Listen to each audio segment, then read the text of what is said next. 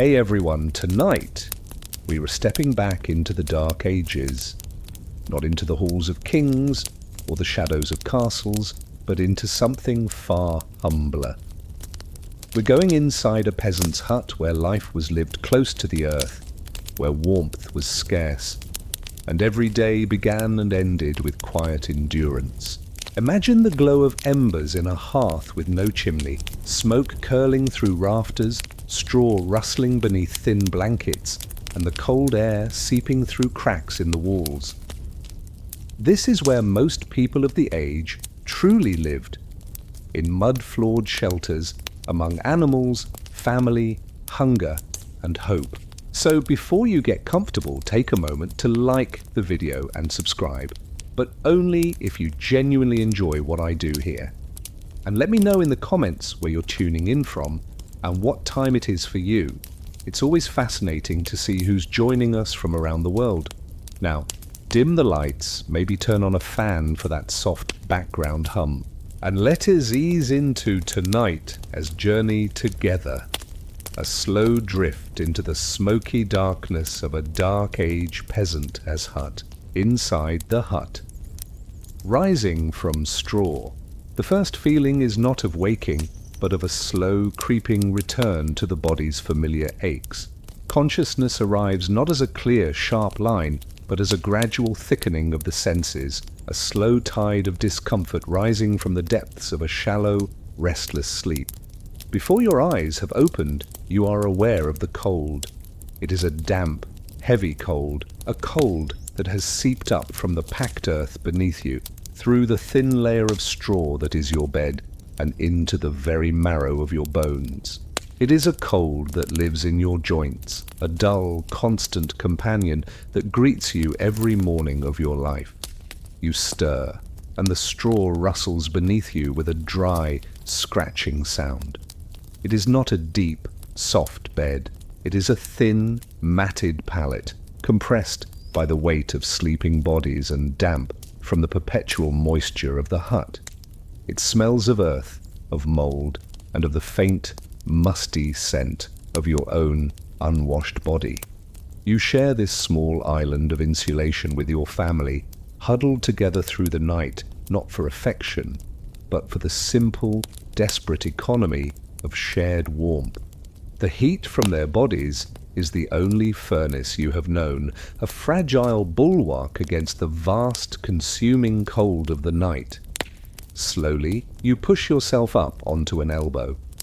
The movement is stiff, accompanied by a low groan that is lost in the dim quiet of the hut. Your back, your hips, your knees, they all protest a chorus of clicks and aches that are the legacy of a life of hard labor and of sleeping on the ground.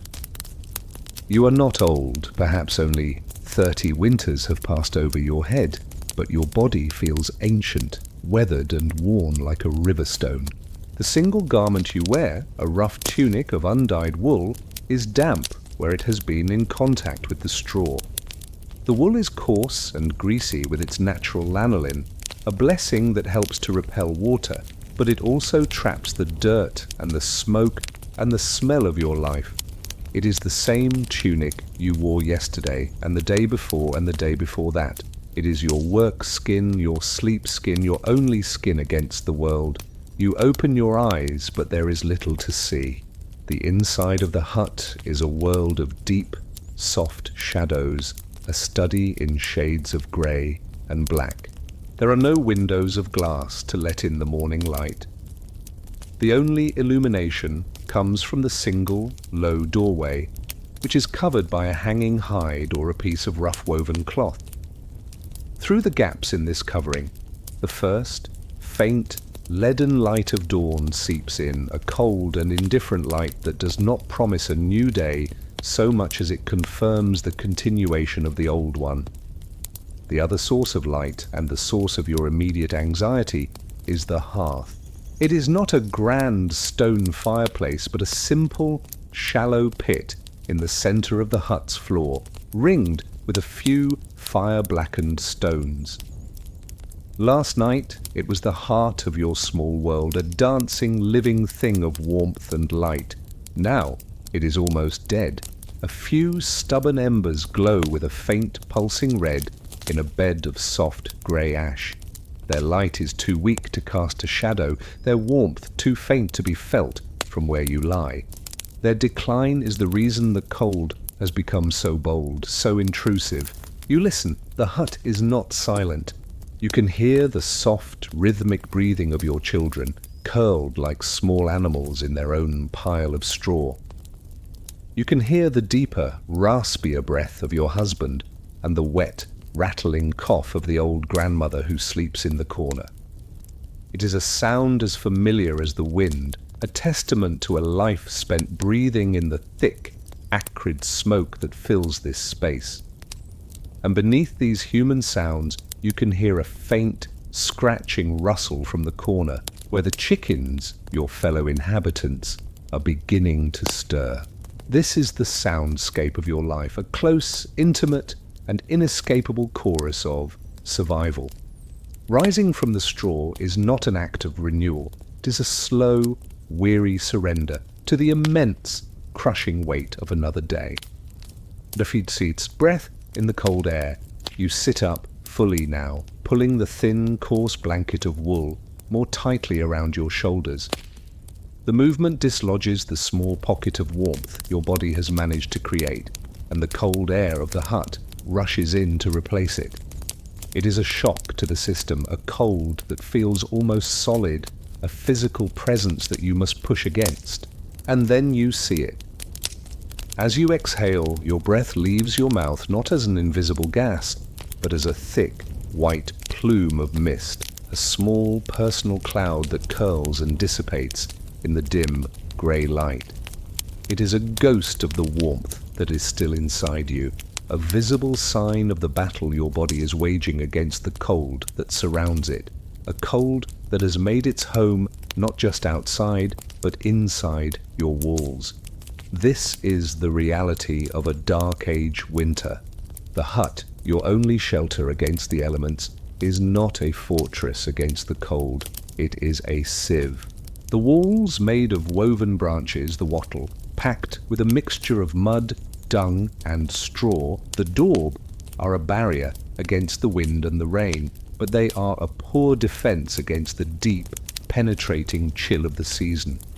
The cold does not knock at your door. It lives in the walls. It radiates from the packed earth floor. It is the very air you breathe. You look around the small, single room that is your entire world. Everything seems to be coated in a fine, crystalline layer of the cold's presence. A thin film of frost has formed on the inside of the wall near the doorway, tracing the patterns of the woven branches beneath the mud. The wooden bucket by the door, which holds a skin of yesterday's water, is likely frozen solid, the water turned to a disk of cloudy, useless ice. The metal tip of the hoe leaning against the wall is so cold that to touch it with a bare hand would be to feel a sharp, burning pain, as if from a flame. The cold is a constant physical torment. It makes your fingers stiff and clumsy, your toes numb and aching. It settles deep in your bones, aggravating the old aches and creating new ones. It makes every simple task a small, heroic effort. To rise from your bed of straw, to dress, to move across the cold floor. All of it requires a conscious act of will against the body, as desire to curl into a tight ball and conserve every last bit of its precious internal warmth. You watch the breath of your sleeping family, each exhalation another small white ghost in the air. The sight is a source of both comfort and of fear. The mist is a sign of life, of the small, resilient fires that are still burning within their bodies, but it is also a sign of the immense, overwhelming power of the cold, a sign of how close it is, how it has invaded your sanctuary, how it is pressing in on you from all sides. The battle against the cold is the central defining struggle of your winter existence. It dictates every action. It is the reason the fire must be kept alive at all costs. It is the reason you huddle together for warmth. It is the reason the precious livestock, the chickens and perhaps a young goat, are brought inside to share your living space. Their small, warm bodies are another set of furnaces in the long, cold night. You know that this indoor cold, this fog of your own breath, is a dangerous thing. It is the cold that can creep into the chest of a small child and turn a simple cough into a fatal illness. It is the cold that can claim the old and the weak, stealing the last of their fading warmth in the deepest hours of the night. It is an enemy that you can never truly defeat, only endure. And so you sit there, in the dim grey dawn, your own breath, a constant visible reminder of your fragility. You are a small, warm-blooded creature in a vast, cold world, and the thin wall of your own skin, the fragile membrane of your hut, and the dying embers of your fire are the only things that stand between you and the great, consuming frost. The day has not yet begun, but the long, slow, and exhausting war against the cold is already well underway. Smoke without chimneys. The cold is the first enemy of the morning, but the second, and in many ways more insidious, is the smoke. The hearth in the center of your hut, now being coaxed back to life with patient breaths and the addition of small, dry twigs, is the heart of your world. It is your source of warmth, your kitchen, your only light in the long, dark evenings. But this heart has a sickness. It breathes out not just life-giving heat, but also a thick, acrid, and inescapable smoke. For your hut, like almost all the dwellings of your time and station, has no chimney. There may be a small hole in the peak of the thatched roof, a token gesture to allow the smoke a path of escape. But it is a small, inefficient opening, and it is often covered or partially blocked to keep out the rain and the snow. The vast majority of the smoke does not find this exit. Instead, it rises from the fire in a thick grey-brown column, hits the underside of the roof, and then with nowhere else to go, it simply spreads out, filling the upper reaches of the hut with a permanent, swirling cloud. This cloud of smoke is the sky of your indoor world. It hangs there, a dense, hazy ceiling that obscures the details of the thatched roof above. Over the years, it has coated every surface with a thick, greasy black layer of soot. The wooden rafters that support the roof are as black and shiny as charcoal. The inside of the thatch is a dark, sticky mass. If you were to run your hand along any of the upper surfaces of the hut, it would come away black and greasy. The smoke is not a clean, pleasant wood smoke smell. It is the product of burning whatever fuel you can find. Sometimes it is dry hardwood, which burns hot and relatively clean, but more often it is damp, unseasoned wood, which smoulders and spits, producing a thick, wet smoke. Or it is peat, which creates a heavy, oily smoke with a pungent, earthy smell. Or it is dried animal dung, which burns with a choking, unpleasant odor.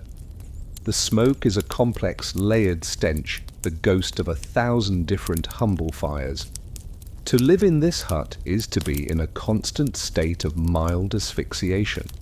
The air you breathe is never truly clean. It is always filled with fine particles of soot and a cocktail of chemical irritants. This has a profound and lasting effect on your health. From your earliest childhood, your lungs have been coated with this greasy film. A deep, wet, rattling cough is a normal and accepted part of your existence. It is the hut cough, a chronic bronchitis that is a shared affliction of your people. You see it in the old grandmother, whose every breath is a struggle, and you know with a quiet, fatalistic certainty that it will one day be your own fate. Your eyes are another casualty of the smoke. They are perpetually red-rimmed and watery, constantly irritated by the acrid fumes. You learn to live with a low-grade stinging sensation, a feeling as if you always have a fine grit in your eyes. Over time, this constant irritation can lead to more serious eye diseases and a gradual loss of vision.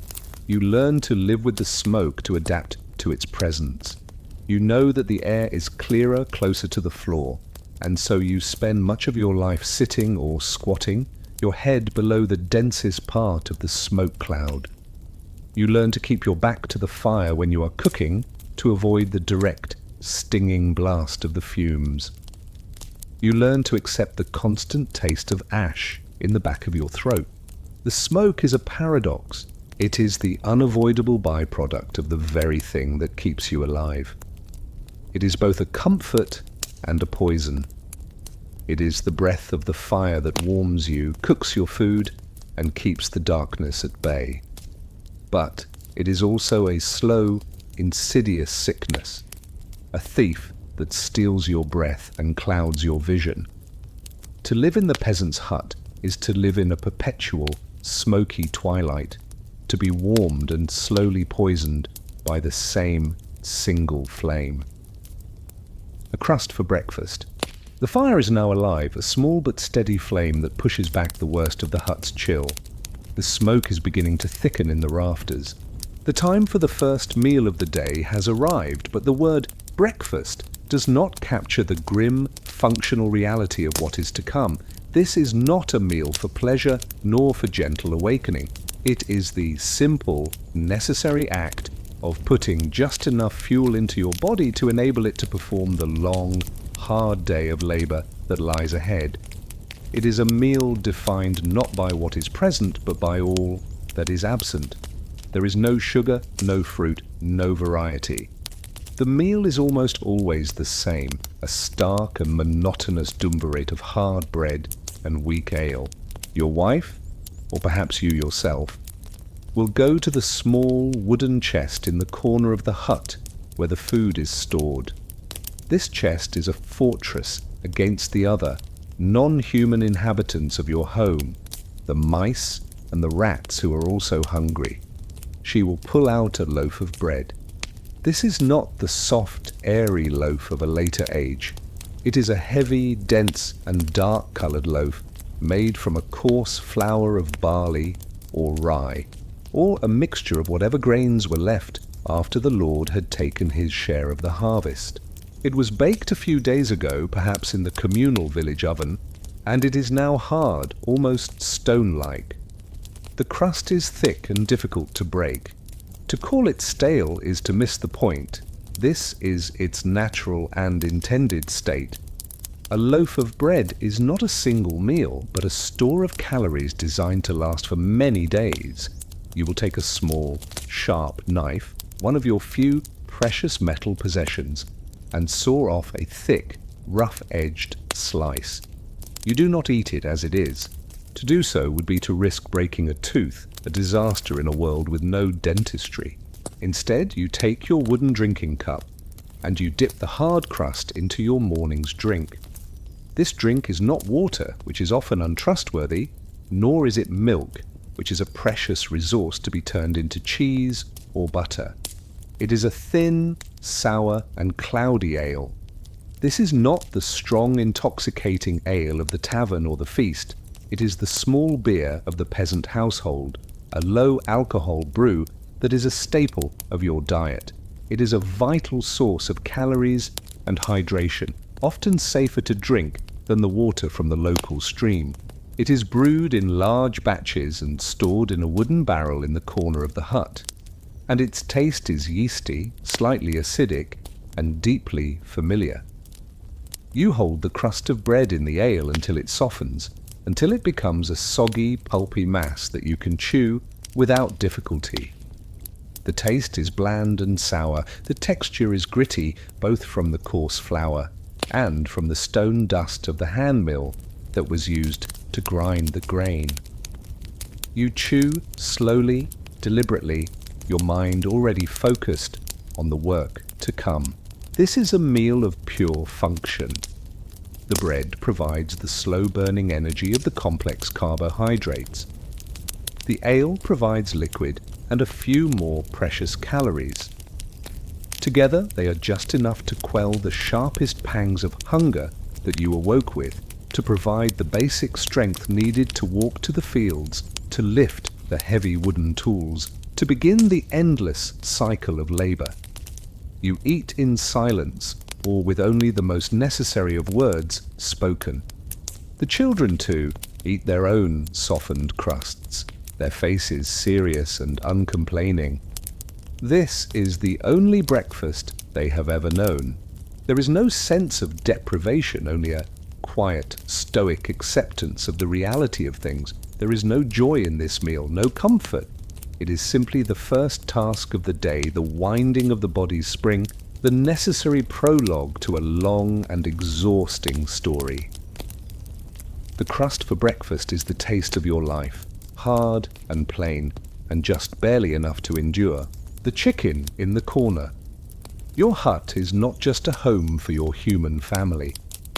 In the cold, dark months of winter, it is also an ark, a small, crowded sanctuary for the few precious animals that are the key to your survival. Tucked into a corner, in a small, fenced-off area of the packed earth floor, is the source of a constant, quiet, and familiar sound, the soft, contented clucking of your chickens. To share your single, smoky room with your livestock is not a choice born of sentimentality. It is a stark, practical necessity, a symbiotic relationship where the benefits, you hope, outweigh the considerable costs. The most immediate and obvious benefit of having the chickens inside is their protection. Outside, in the harsh, unforgiving world of a dark age winter, a chicken is a small, vulnerable and tempting meal for a host of predators. A fox, a weasel, or a hungry dog could easily snatch them away in the night. And human thieves, driven by their own desperation, are another constant threat. Your small flock of birds is a form of wealth, a living larder of future eggs and, on the rarest of occasions, of meat. To lose them is a disaster, and so you bring them into the relative safety of your home behind your own barred door. The second benefit is one you can feel in the air. The small, feathered bodies of the chickens are tiny, living furnaces. Their collective body heat, though small, contributes to the overall temperature of the hut. In a world where every degree of warmth is a victory against the encroaching cold, the presence of these living creatures is a valuable, if humble, addition to the fragile ecosystem of your home. Their warmth is as valuable as their eggs. And then there are the eggs themselves. In the lean months of winter, when the garden is frozen and the hunt is often fruitless, a single, fresh egg is a treasure of protein and fat. The daily ritual of checking the small nesting box in the corner is a moment of quiet hope. To find a smooth, warm egg nestled in the straw is a small, profound victory against the spectre of hunger. It is a perfect, self-contained meal, a gift from your small, feathered companions. It might be added to the pottage, giving it a rare and welcome richness, or it might be roasted in the hot ashes of the fire, a simple, delicious, and deeply satisfying treat. But this cohabitation is not without its price. The chickens add their own unique and powerful layer to the already complex smell of the hut. The sharp, ammoniac smell of their droppings is a constant, pungent presence in the air, mingling with the smoke, the sweat, and the damp earth.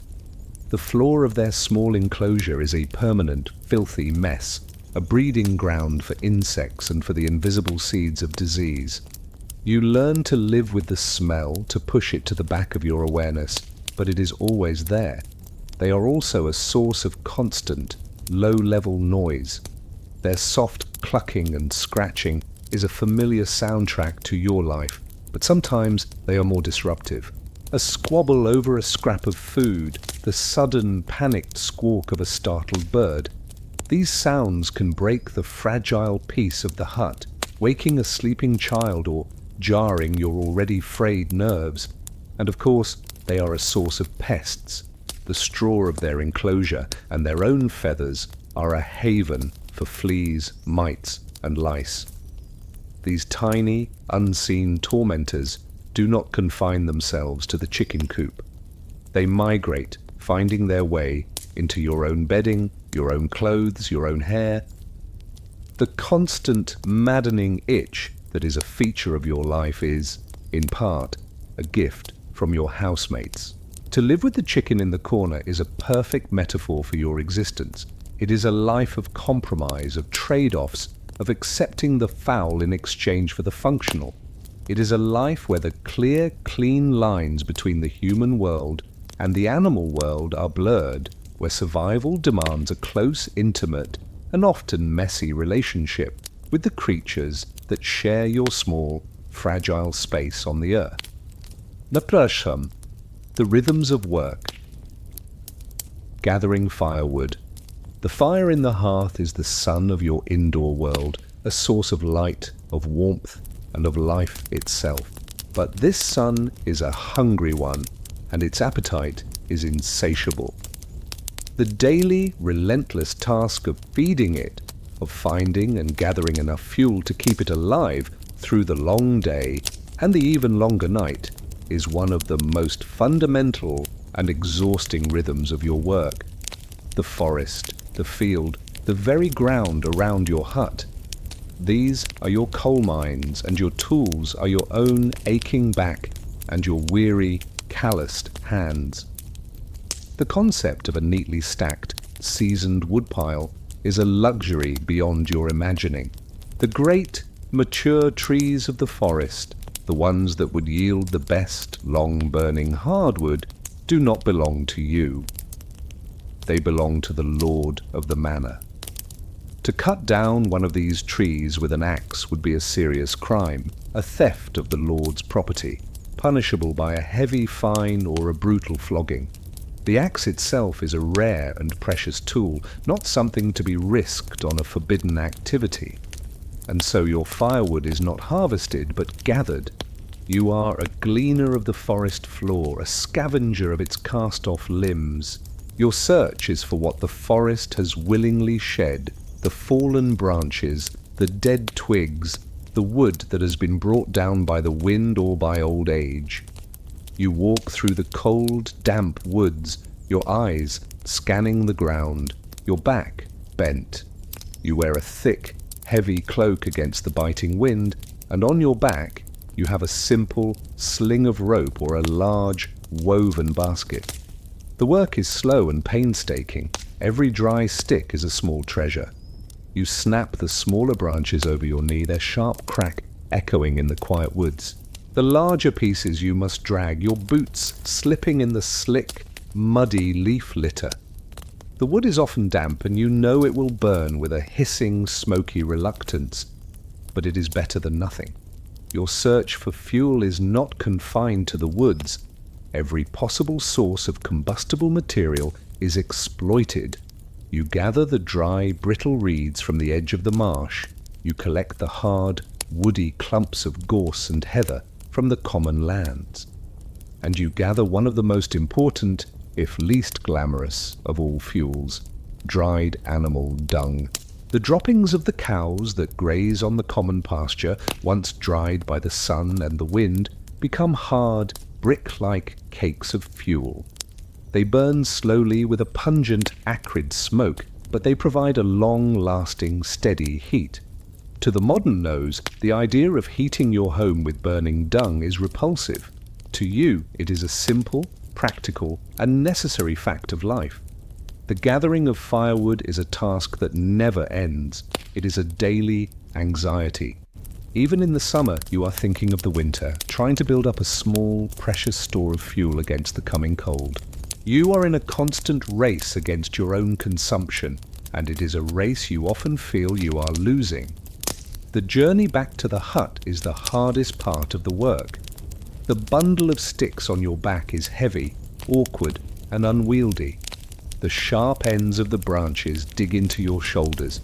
You trudge slowly, your head bowed, your muscles straining, your breath coming in ragged plumes in the cold air. You arrive back at the hut and you drop your load to the ground with a deep, weary sigh. This small, pathetic pile of damp sticks and dried dung is the fruit of hours of labor. It will be consumed by the hungry fire in a single day and a single night. And tomorrow you will have to go out and do it all again. To gather firewood is to be trapped in an endless Sisyphean cycle. It is the harsh, repetitive, and absolutely essential work of keeping the cold at bay for one more day, of keeping the small, fragile flame of your own life from being extinguished. Spinning and mending. In the dim, smoky light of the hut after the outdoor work is done, or during the long, dark hours of a winter evening, a different kind of labor begins. It is a quiet, constant, and almost hypnotic work, a task that is rarely seen but is as essential to your survival as the tilling of the fields. It is the work of the fiber, the endless, repetitive, and wearying process of spinning wool into thread, and of mending the clothes that are the only barrier between your family and the cold. Your clothing is not a matter of fashion, but of pure, brutal function. You own perhaps one or two tunics, a pair of rough woolen trousers or leggings, and a heavy cloak. These garments are precious. They are the product of an incredible amount of labor, from the shearing of the sheep to the washing and carding of the wool, to the spinning of the thread, the weaving of the cloth, and the final rough stitching of the garment. To replace a piece of clothing is a major undertaking, a rare and significant event, and so the clothes you have must be made to last, patched and repatched until they are a veritable map of their own long, hard life. Mending is a constant task. You sit on a low stool by the fire, your eyes straining in the poor light. You hold a worn tunic in your lap, its elbows thin and frayed, a new tear in its seam. Your needle is not a fine, sharp piece of steel. It is a rougher, thicker needle, carved from a piece of bone or a sliver of hard wood. Your thread is the coarse, lumpy thread that you have spun yourself. You do not sew with neat, invisible stitches. The goal is not elegance, but strength.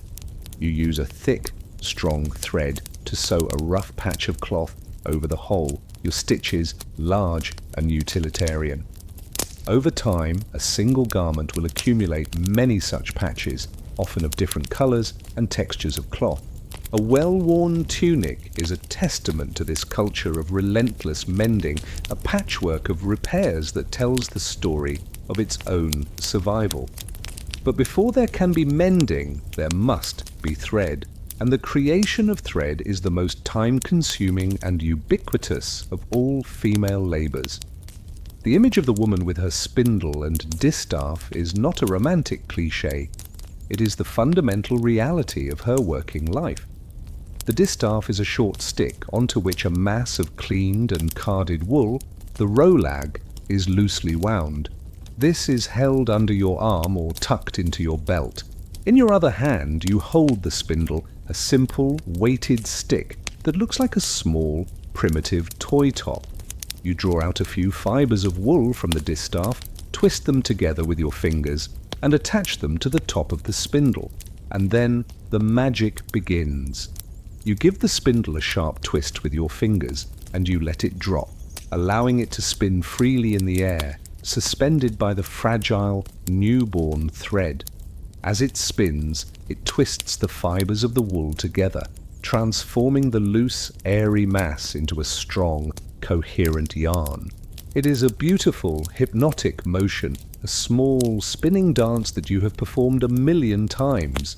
Your hands work with a practiced, unconscious grace, feeding out just the right amount of wool from the distaff, maintaining the tension, keeping the spindle in its steady, whirling motion.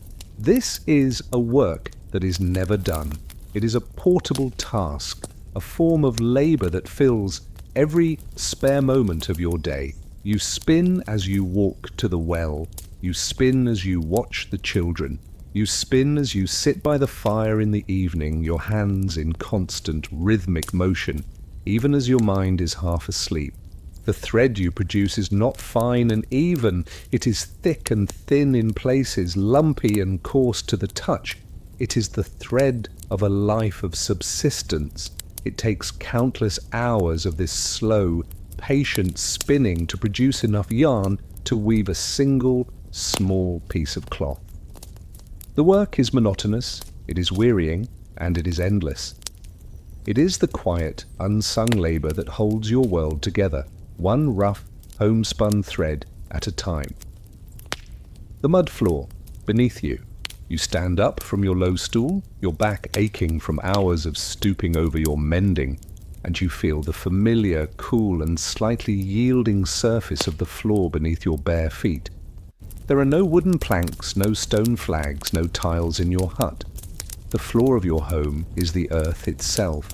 It is a surface of packed, beaten dirt, a floor that is as old as the ground it is made from, a surface that can never be truly cleaned, and that is a constant, living reminder of your intimate and often difficult connection to the soil. The creation of this floor was the first act of building the hut.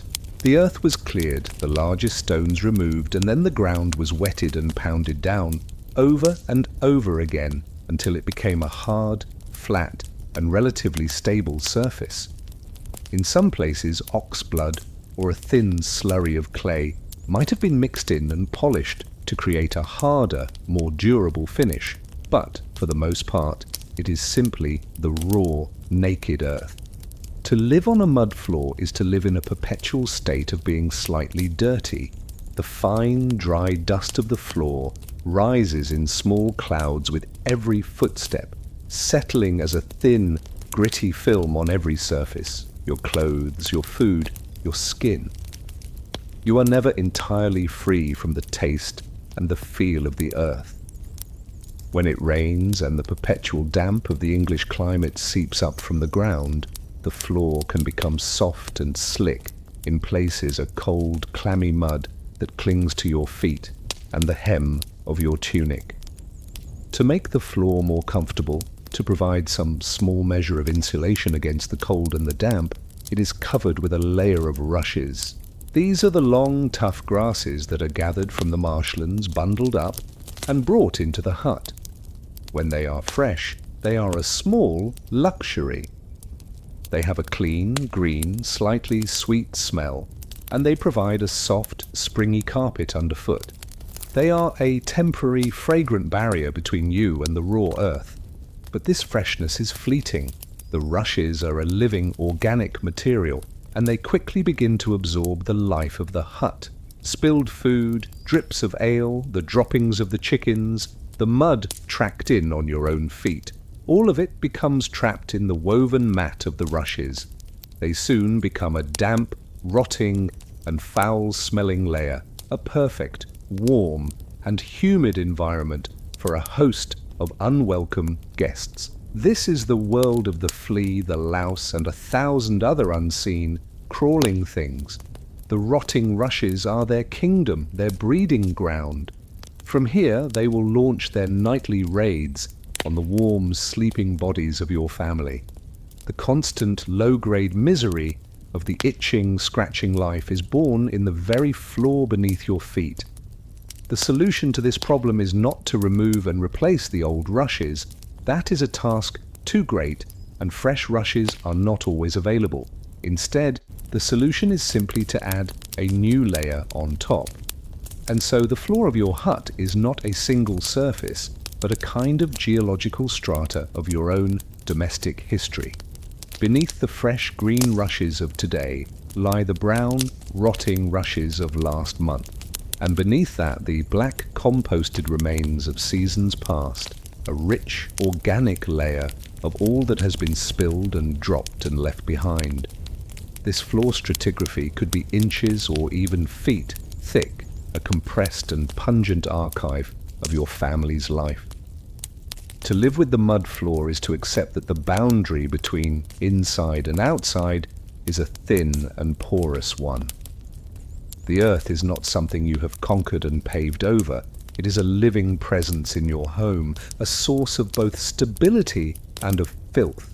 It is the cool, solid ground that supports you, and it is the damp, dirty source of the dust on your face and the fleas in your bed. It is the foundation of your world in all of its humble and muddy reality. Trulduas, the grinding of grain. The loaf of hard, dark bread that you eat for your morning meal does not appear by magic. It is the end product of a long, arduous, and intensely personal process of labor.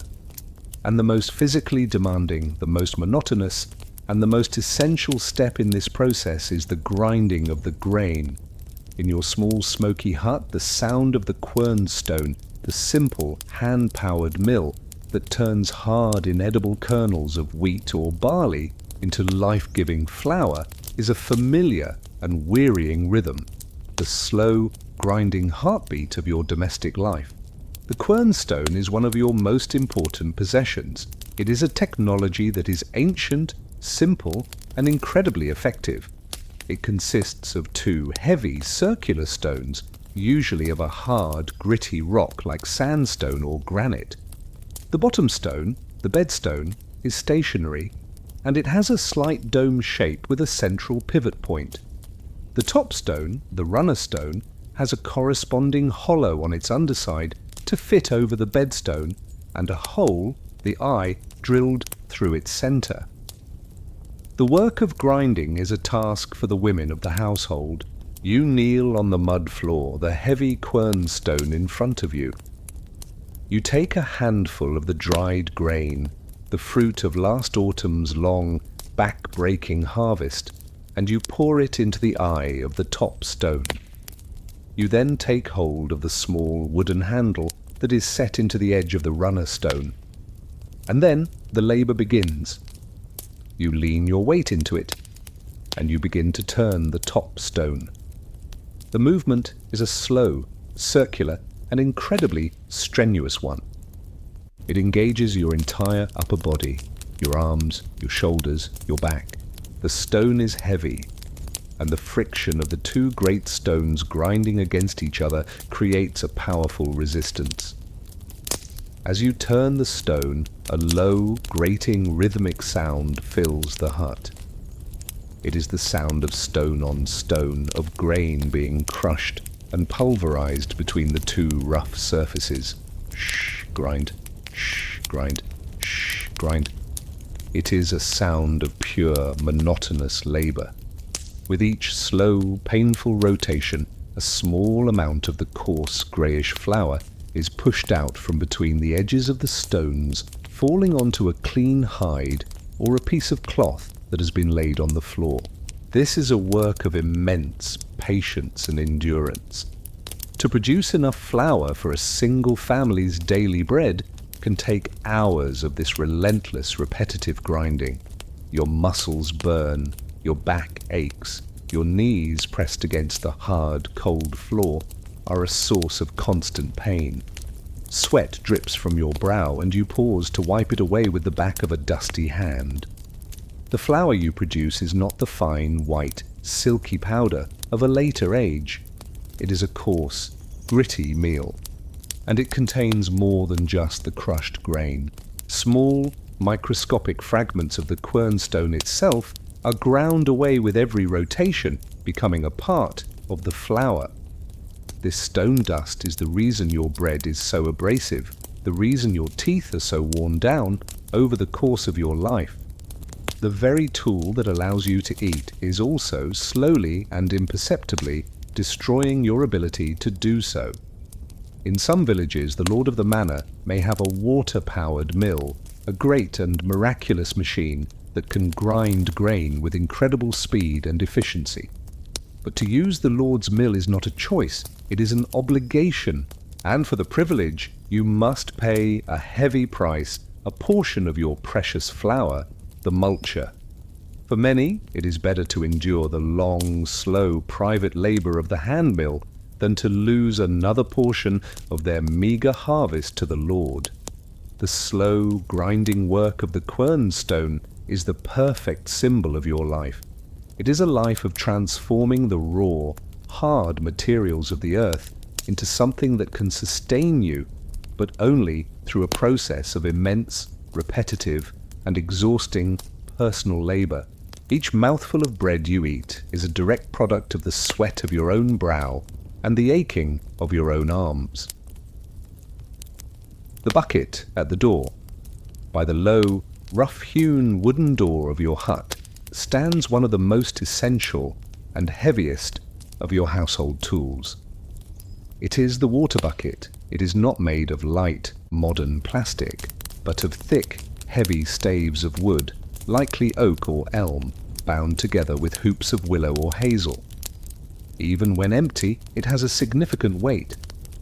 When full, it is a crushing burden, and the daily, repetitive task of filling this bucket and hauling it back to the hut is a fundamental, back-breaking rhythm of your existence. Your hut does not have the magic of running water. There are no pipes, no taps, no convenient source of water within your own four walls. All the water for drinking, for cooking, for the occasional wash must be fetched from the communal village source. This might be a deep, stone-lined well in the center of the village, or a clear, fast-running stream at the edge of the woods. Either way, it is a journey that must be made at least once, and often several times a day. The task usually falls to the women and the older children. In the cold, grey light of the morning, you will take the heavy bucket, or perhaps two, balanced on a wooden yoke across your shoulders, and you will begin the familiar walk. The path is a well-worn, muddy track, grooved by the passage of 1,000 feet on this same essential errand. If the source is a well, the work involves a long, slow haul. You will lower the bucket on a rough, thick rope, its creak and groan the only sound in the quiet morning air. You will hear the distant hollow splash as it hits the water far below, and then the hard work begins. You must pull the rope up, hand over hand, fighting against the dead weight of the full bucket. The rough, wet rope cuts into your hands, even through the thick calluses. Your back and shoulders strain with the effort. If the source is a stream, the work is a steep climb. You will walk down the slippery bank to the water's edge, fill your buckets, and then begin the slow, arduous journey back up the hill to your hut. The water sloshes with every step, some of it spilling and splashing down your legs, a cold, shocking reminder of the weight you are carrying. You must move with a careful, balanced gait, your muscles screaming in protest, your mind focused on not stumbling, on not spilling the precious, hard-won liquid. The water you carry is a finite and precious resource, and it is used with the utmost economy. A single bucketful might be used for multiple purposes. First, a small amount is decanted for drinking or for adding to the pottage pot. Then, the same water might be used to wash the dirt from the morning's harvested roots. Finally, what remains might be used to wash your hands and face, a quick, cold, and functional ablution. Nothing is wasted. The idea of using gallons of clean water for a bath is a fantasy of unimaginable luxury. The water itself is not the pure, sterile liquid of a modern tap. The well can be contaminated by runoff from the nearby animal pens. The stream can be fouled by the waste from the village upstream. You have no knowledge of germs, but you have a deep, practical wisdom. You know that the water from a fast-moving stream is generally safer than the water from a stagnant pool. You know that boiling the water, as you do when you make your pottage or your ale, makes it safer. The heavy wooden bucket at the door is a silent testament to one of the fundamental truths of your life, that even the most basic elements of survival, water, food, warmth, are not given freely. They must be earned every single day through hard, repetitive, and often painful physical labor.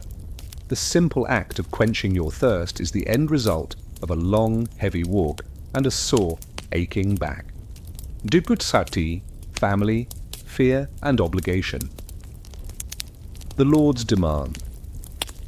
Your life is a constant, wearying struggle against the forces of nature, the cold, the hunger, the rain. But there is another, equally powerful and far more relentless force that governs your existence. It is the will of the Lord of the manor. The hut you live in, the small strip of land you farm in the great open fields, the very ground beneath your feet, none of it is yours. It all belongs to Him. And for the privilege of living on His land, you owe Him a debt that can never be fully paid, a rent that is measured not in coin, but in the fruits of your own labor and the sweat of your own brow. The demands of the Lord are a constant, heavy weight on your life, a shadow that falls across every harvest, every new-laid egg, every drop of milk from your single, scrawny cow. The visible embodiment of this demand is the reeve, the Lord's manager, a man from your own village who is appointed to oversee the work and to collect the Lord's dues. His arrival at your hut is a source of deep anxiety. He is a man who holds your survival in his hands. The primary form of your rent is paid in produce. After the autumn harvest, the reeve will come to your small, narrow strip of land in the communal field. He will assess your meagre crop of barley or rye, and he will take the Lord's portion. This is often a tenth, the tithe, or sometimes more. It is always the best of the grain that is taken, the plumpest heads, the cleanest kernels. You are left with what remains to feed your family through the long, lean winter. The feeling of watching your hard-won harvest being carted away to fill the Lord's granary is a bitter, silent, and deeply familiar resentment. The rent is paid in other ways too. You may be required to give the Lord a certain number of your best eggs each week, a portion of the cheese you have made, a skein of the rough woolen yarn you have spun. Every small product of your domestic economy is subject to the Lord's claim, a constant, nibbling erosion of your own meagre resources. But the heaviest rent of all is the one you pay with your own body. This is the boon work, the labor service you are required to perform on the Lord's own private land, the domain. For 2 or 3 days out of every week, you are not a free man. You are a cog in the Lord's agricultural machine. You must leave your own small strip of land, often at the most crucial times of the year, and go to work for Him. You will plough His vast fields with His team of heavy oxen. You will sow His seeds. You will scythe His hay. You will reap His harvest. This work is unpaid. It is the price of your tenancy, and it is a system perfectly designed to keep you in a state of perpetual poverty. The days you spend working for the Lord are days you cannot spend tending your own crops, mending your own fence, improving your own small corner of the world. His prosperity is built directly on the foundation of your own enforced neglect. The Lord's demands extend to every corner of your life, a web of fees and obligations from which there is no escape. To have your grain ground, you must use His mill and pay a fee. To bake your bread, you must use His oven and pay a fee.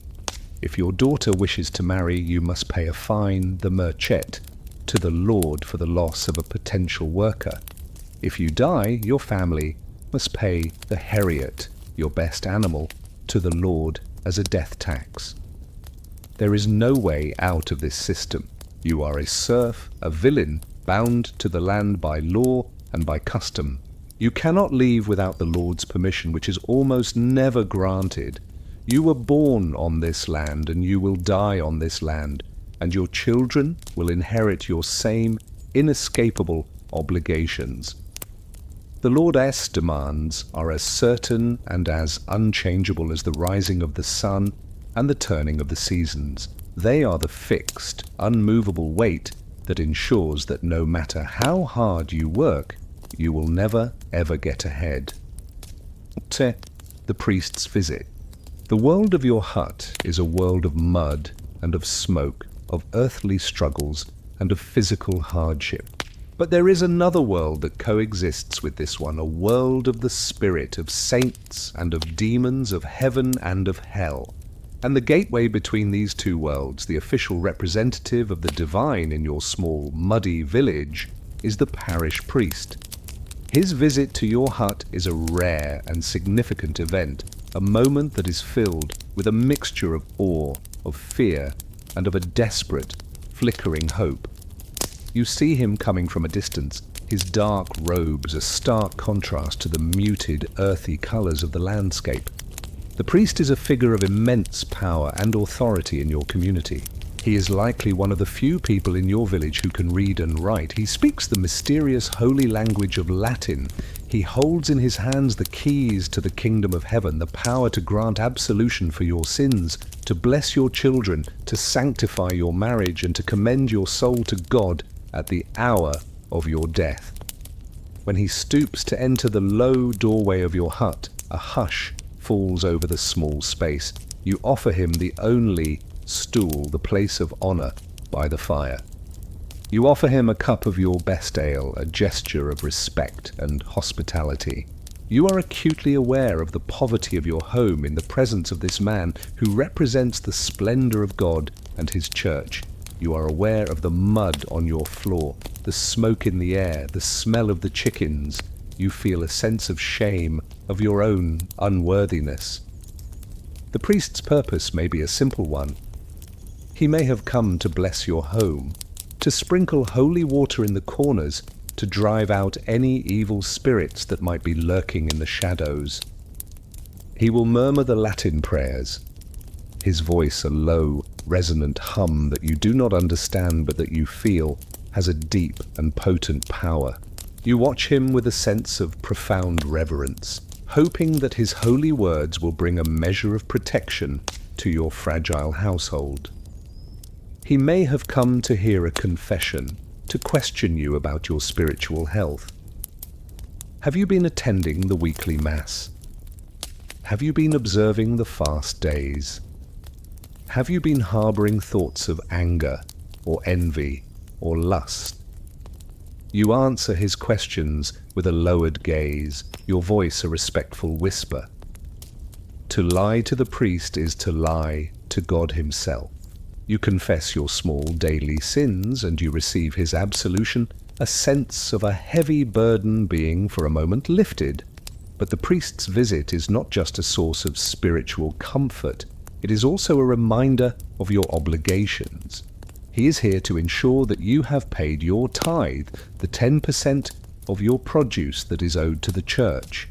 He will ask about your harvest, your livestock, your chickens.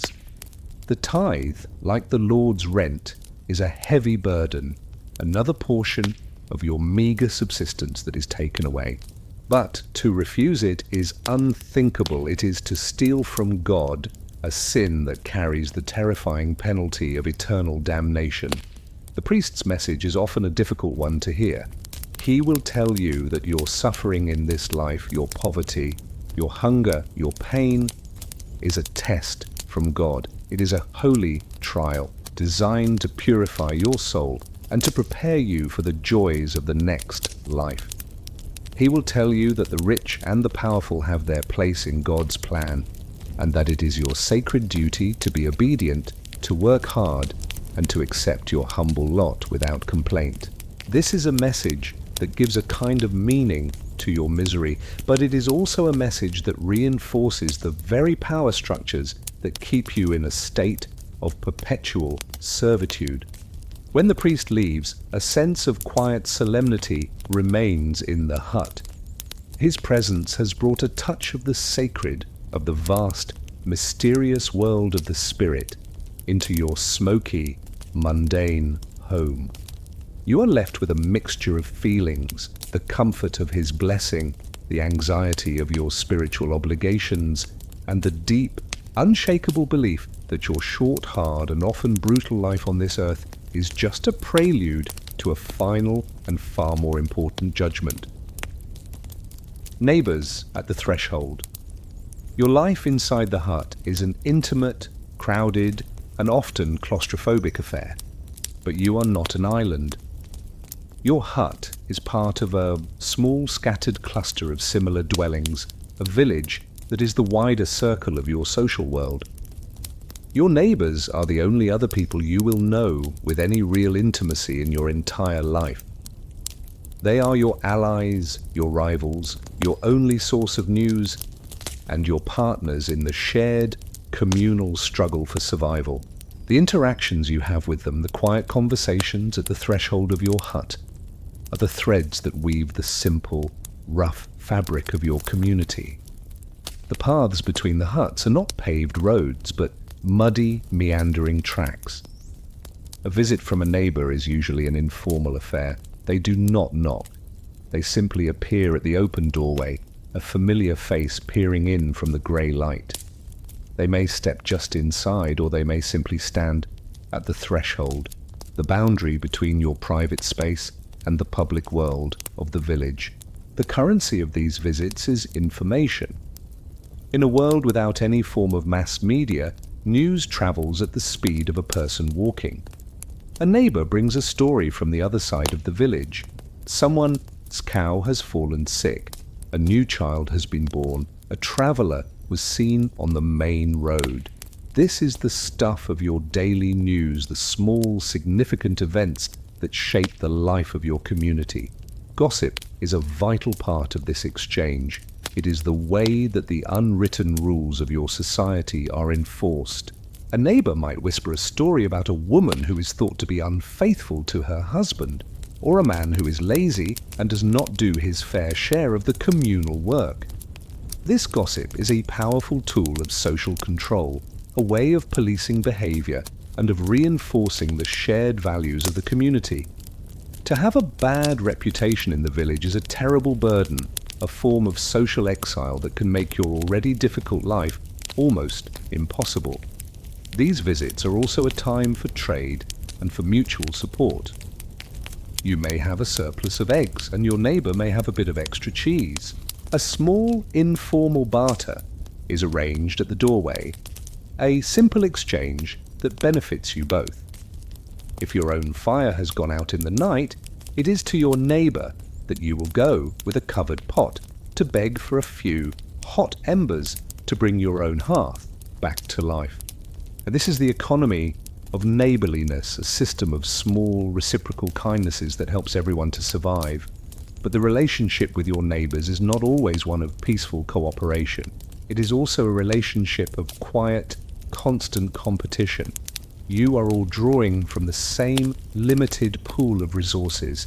There is a deep, unspoken rivalry over whose strip of land is more fertile, whose cow gives more milk, who is more favored by the Lord's reeve.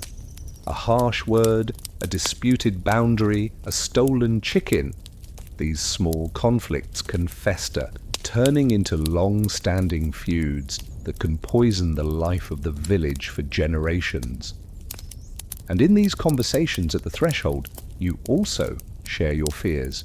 You speak in low, hushed tones of the strange sickness that has appeared in the next village. You share your anxieties about the coming winter, about whether the harvest will be enough to last. You whisper your fears about the wolves that were heard howling too close to the village last night. To share a fear is to halve its power, to transform it from a personal terror into a shared, communal burden. Your neighbor, standing there in the low doorway of your hut, their face illuminated by the firelight, is a mirror of yourself. They live the same life, they face the same struggles, they harbor the same fears and the same small hopes. Your relationship with them is a complex mixture of cooperation and competition, of trust and of suspicion, but they are, in the end, your people. And in this harsh and often lonely world, they are all you have. The child's cry. In the small, crowded space of your hut, there are the sounds of adults, the low murmur of conversation, the weary sigh, the deep, rattling cough. But there is another sound, a sound that is both more fragile and more demanding than any other. It is the cry of a child. It is the sound of the future, of the continuation of your family line. but it is also a sound of pure, helpless vulnerability, a constant, piercing reminder of how precarious life is and how quickly it can be lost. A baby in your world is not born into a sterile, protected environment. It is born here, in this hut, on a pile of straw on the mud floor, with the help of the other women of the village. From its first breath, it is a creature of this smoky, earthy, and dangerous world. It is wrapped not in soft, clean cotton, but in a piece of an old, worn woolen blanket, a scrap of recycled cloth that has been used and reused 100 times. The mother's arms are the child's first and only cradle. She carries the infant with her throughout the day in a simple sling of hide or cloth, its small body pressed against her for warmth and for security. The child is a constant presence, a small, warm weight that is a part of her as she goes about her endless work of grinding grain, of stirring the pottage, of mending the clothes. The greatest challenges for a small child are the same ones that face the adults, but in a far more acute and deadly form. The cold is a relentless enemy. A small body with its limited fat reserves can lose its core temperature with terrifying speed. A draft from a crack in the wall, a damp blanket, a fire that is allowed to burn too low. Any of these can be enough to chill a baby to the point of no return. The mother is in a constant battle against the cold, keeping the child pressed to her own body, covering it with any spare scrap of fur or wool she can find. Hunger is the other great spectre. For the first months, the mother's milk is the child's only food. But if the mother herself is malnourished, if the harvest has been poor and the food is scarce, her milk may be thin and insufficient, or it may dry up altogether. There are no alternatives. The milk of a cow or a goat is a poor substitute and often causes sickness in a baby's delicate stomach. Weaning is a dangerous time, a transition to the same coarse and nutrient-poor diet of the adults, a diet of hard bread and thin root-based pottage that is difficult for a small child to digest. And then there are the illnesses, the invisible enemies that sweep through the village, a fever, a cough, a bout of the bloody flux, or dysentery. These are all far more deadly for a child than for an adult. The healer's remedies, the herbal teas, and the whispered prayers are often powerless against these sicknesses. The death of a child, while a source of profound, heartbreaking grief, is a tragically common and accepted part of life. It is a rare woman who will see all of her children grow to adulthood. And so the cry of a child in the hut is a sound that is laden with a heavy weight of anxiety. Every cry is a question. Is it the cry of hunger? Is it the cry of cold? Is it the first fretful cry of a coming sickness? The parents are in a state of constant low-grade vigilance. Their ears are tuned to the slightest change in the tone or the rhythm of the child's cry. And yet this sound is also the sound of hope. It is the sound of life, fierce and demanding and resilient. It is the sound of a new link being forged in the long, ancient chain of your family. To hear it is to be reminded of why you endure the cold, the hunger, the endless labor. You do it for this small, fragile, and incredibly precious life, this tiny, crying spark of humanity in the great surrounding darkness. Shadows of illness. In the small, shared world of your hut, there is no true privacy. You share your space, your food, your warmth, and your very air with your family. And so when an illness comes, it is not a private, individual struggle. It is a communal event, a shadow that falls over the entire household, a source of quiet, creeping fear that is more potent and more persistent than the fear of any wolf or any storm. It begins with a sound in the dark, a cough. At first, it is just a small, dry tickle, easily dismissed as the result of the ever-present smoke. But then, it deepens. It becomes a wet, chesty, rattling cough, a sound that has a painful, tearing quality to it. It is a sound that makes everyone in the hut fall silent, a sound that is pregnant with a heavy, unspoken dread. The person who is sick, perhaps your husband or one of your children, will at first try to fight it, to continue with their daily work. But a strange, heavy weakness begins to settle in their limbs. Their breath becomes short. The walk to the fields, once a simple matter, becomes an exhausting ordeal. Soon they can no longer work. They are confined to their bed of straw, a new, still, and worrying presence in the daily life of the hut. You have no words for the diseases that afflict you. There is no concept of a virus, of a bacterium, of an infection. Sickness, in your understanding, is a mysterious and often malevolent force. It may be an imbalance of the humours in the body. It may be the result of bad air or a miasma rising from the swamps. Or it may be a form of divine punishment, a sign of God's displeasure. Or, most terrifying of all, it may be the work of a curse, of a malevolent spirit of the evil eye.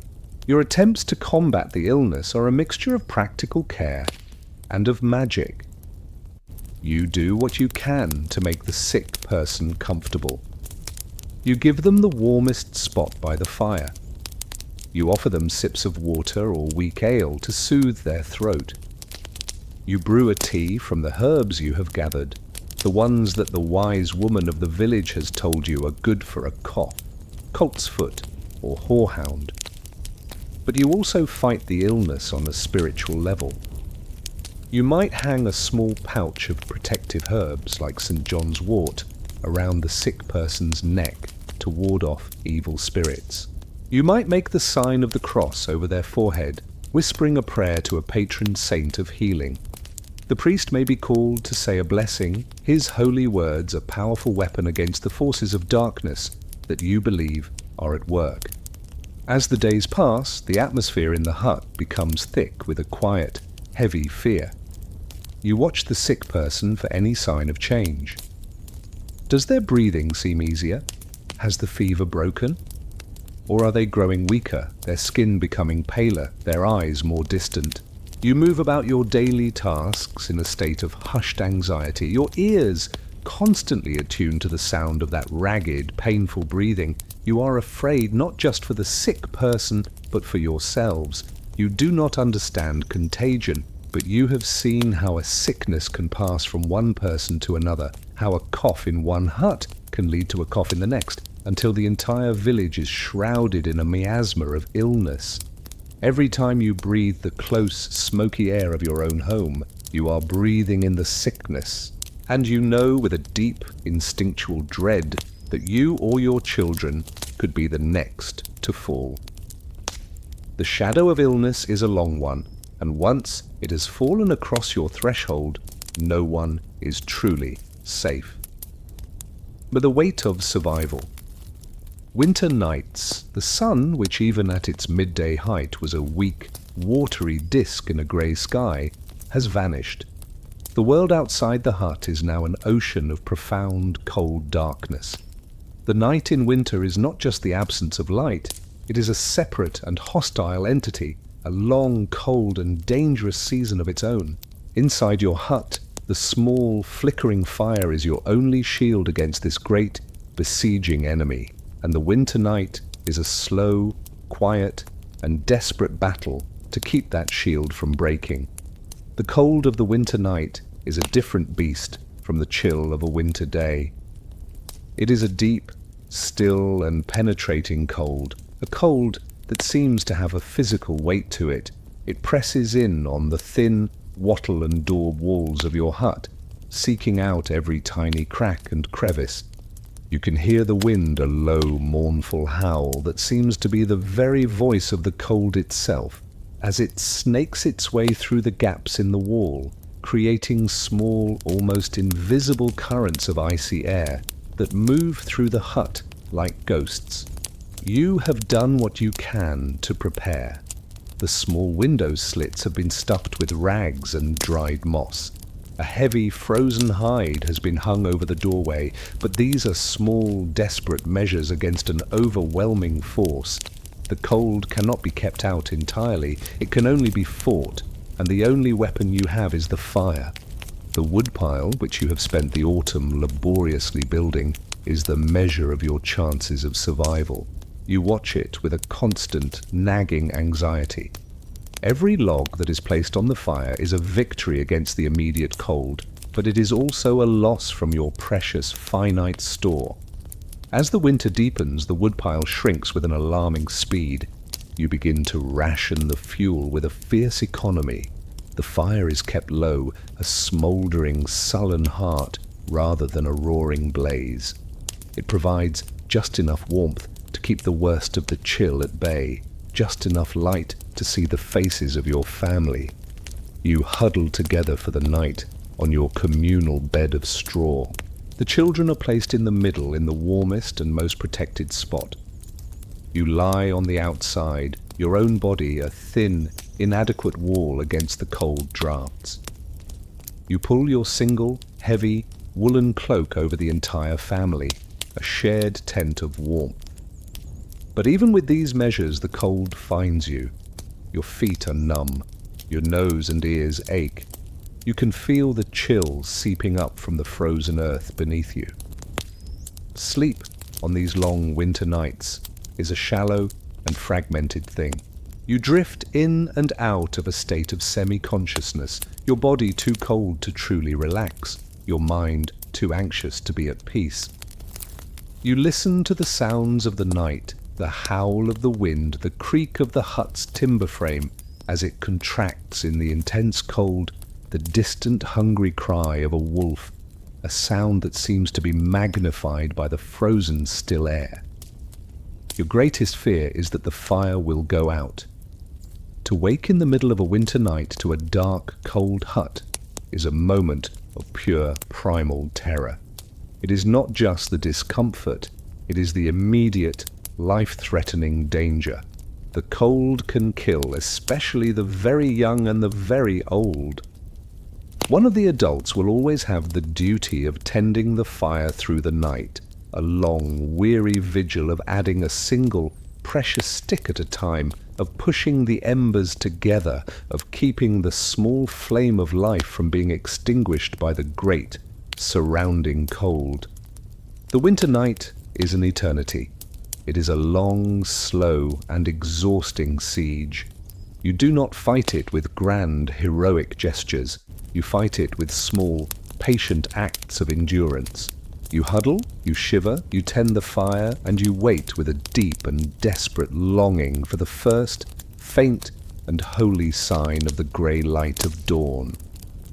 Fleas in the straw. In the long dark hours of the night, as you lie huddled for warmth on your bed of straw, a new and different kind of torment begins. It is not the grand existential threat of the cold or of starvation. It is a small, maddening, and inescapable misery. It is the persistent, insidious, and relentless attack of the flea. The darkness of your hut is not empty. It is teeming with a vast, unseen population of tiny, parasitic life, and your warm, sleeping body is their hunting ground. The source of this endless torment is the very floor upon which you live and sleep. The straw and the rushes that cover the mud floor are a perfect, warm, and humid incubator for the fleas to breed and to multiply.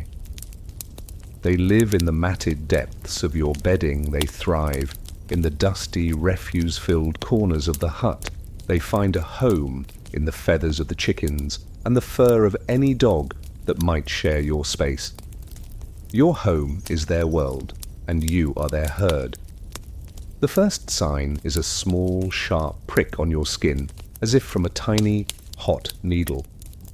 It is the flea making its first bite. A moment later, the itch begins. It is not a gentle passing itch. It is a fierce, maddening, and deeply invasive sensation that demands to be scratched. You begin to scratch, your fingernails raking at your skin, but the relief is only momentary. The itch seems to spread, to intensify, and then you feel another bite and another. Sleep becomes a battle. You twist and turn on the hard, prickly straw, trying to find a position of comfort, trying to escape the unseen enemy. But there is no escape. The fleas are everywhere. They are in your bedding, in your clothes, in your hair. You can feel them crawling on your skin, a light, tickling sensation that is almost as maddening as the itch itself. This is a shared, communal misery. You can hear the other members of your family stirring in the darkness, their own scratching a quiet, rhythmic counterpoint to your own. A child begins to cry, their sleep broken by the constant, tormenting bites. There is no solution, no remedy. You have no knowledge of insecticides, no way to truly clean and disinfect your living space. The fleas are a simple and unchangeable fact of your existence. In the dim light of the morning, you can see the evidence of the night's battle. Your skin, and the skin of your family, is covered in small, red, angry-looking welts, particularly around your ankles and your waist. You will spend the idle moments of your day in a state of constant, low-grade scratching. You will see your children doing the same. It is a gesture as common and as unconscious as breathing. You become intimately familiar with your tiny tormentors. In a moment of quiet, you might catch one, a small, dark, hard-bodied speck between your thumbnail and your forefinger. You will crush it with a grim and deeply satisfying pop. But this small victory is a meaningless one. For every one you kill, 1,000 more are waiting in the straw. The fleas are more than just a source of discomfort. They are a constant, living reminder of the filth and the squalor that you are unable to escape. They are a symbol of the porous boundary between you and the dirt, between your body and the teeming, crawling world of the floor. And though you do not know it, they are also the carriers of disease, the tiny, unseen horsemen of the plagues that can sweep through your village. Would eat a pot of pottage. In the center of your hut, suspended over the smoky fire from a tripod of green wood, or resting on the hot stones of the hearth, sits the great black and soot-covered cauldron. This is the stomach of your household, the single, communal pot from which almost every one of your meals is born, and the meal that it produces day after day, week after week, with a soul-crushing and life-sustaining monotony, is pottage. This thick, soupy, and endlessly variable gruel is not a dish. It is a principle of survival, the culinary foundation of your entire existence. The base of the pottage is always a grain. It is the coarse, unmilled, or roughly ground kernels of whatever is available. Barley, oats, rye, or even peas and beans. This grain is put into the pot with water, and it is left to simmer for hours over the low, smoky fire. The pot is never truly empty. It is a perpetual stew. The remains of yesterday's pottage form the base for today's. New ingredients are simply added on top, the flavors of the days and the weeks mingling and merging into a single, complex, and deeply familiar taste. Into this simmering base of grain and water go the humble treasures of the garden and the field. The ingredients are a direct reflection of the turning of the seasons. In the spring, you might add the first tender leaves of wild garlic, a handful of chopped nettles, their sting neutralized by the boiling water, or the thin, sweet shoots of young leeks. These green, vibrant flavors are a welcome shock to a palate that has grown weary of the blandness of the winter. In the summer and the autumn, the pottage becomes richer, thicker, and more substantial. It is the time of the harvest. You will add the staples of your small garden plot, the hearty, filling cabbage, the sweet, earthy turnip, the humble but reliable onion. Fava beans, peas, and carrots will all find their way into the great, bubbling pot. The pottage of the harvest season is a thick, chunky, and deeply satisfying meal, a brief, happy period of relative abundance. In the long, lean months of winter, the pottage becomes a thin, watery, and often desperate affair. The fresh vegetables are gone, replaced by the last shriveled turnips and the hard, dried peas that you have stored away. The flavor is dull, the texture monotonous.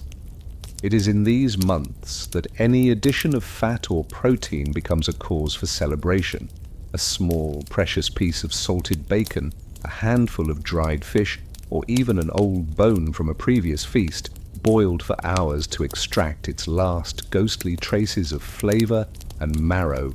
These are the things that can transform a thin, sad pottage into a life-sustaining meal. The pottage is eaten from a simple wooden bowl with a rough carved wooden spoon. It is often accompanied by a thick slice of the hard, dark bread, which is used to scoop up the thick liquid and to wipe the bowl clean. There is no sense of a formal mealtime. The pot sits on the fire all day, and members of the family will take a bowlful whenever they are hungry, and the work allows. The taste of the pottage is the taste of your life. It is earthy, it is smoky, it is sometimes bitter, sometimes sweet. It is a taste of profound and unchanging familiarity. It is not a food that inspires excitement or joy. It is a food that is synonymous with endurance. It is the warm, filling, and deeply humble fuel that keeps your body going, that fills the empty, aching space in your stomach, and that gives you the strength to face another day, another season, another year of the same endless and absolutely necessary struggle. Now, the silence of hunger. There are days when the pot of pottage is thick and satisfying. There are days when a successful hunt brings the rare, glorious feast of roasted meat. But there are other times, darker times, when the relentless pressures of your world conspire against you, and the food simply runs out. This is the hungry gap, the lean, desperate months of late winter and early spring, when last year harvest is gone, and the new season growth has not yet begun.